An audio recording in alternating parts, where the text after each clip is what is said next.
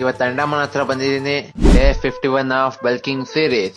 ಈಗ winter season ಅಲ್ವಾ, ಹಂಗಾಗಿ ಟಿಫನ್ಗೆ ಸ್ವೀಗೆಣಸು ಮೊಟ್ಟೆ. ಕನ್ನಡದಲ್ಲಿ ಹೇಳಕ್ ಏನೋ ಒಂಥರ ಖುಷಿ ಗುರು. ಮತ್ತೆ ಬೆಂಗಳೂರು ಅಂತ ಸಿಟಿಲಿ ಕನ್ನಡ ಯಾಕೆ ಮಯ ಆಗ್ತಿದೆ.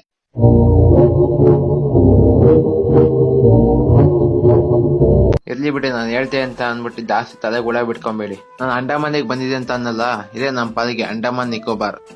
ಅಂತೂ ಕಾಲೇಜ್ ಮುಗಿಸ್ಕೊಂಡು ಜಿಮ್ಮಿಗೆ ಬಂದೆ. ನಮಗೆಲ್ಲ ಯಾರು ಕ್ಯಾಮ್ರಾ ಹಿಡಿತಾರೆ?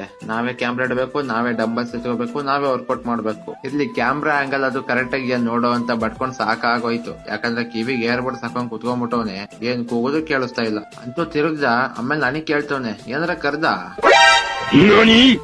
ಅಂತೂ ಇವತ್ ನಂದು ವರ್ಕೌಟ್ ಬಂದ್ಬಿಟ್ಟು ಶೋಲ್ಡರ್ ವರ್ಕೌಟ್.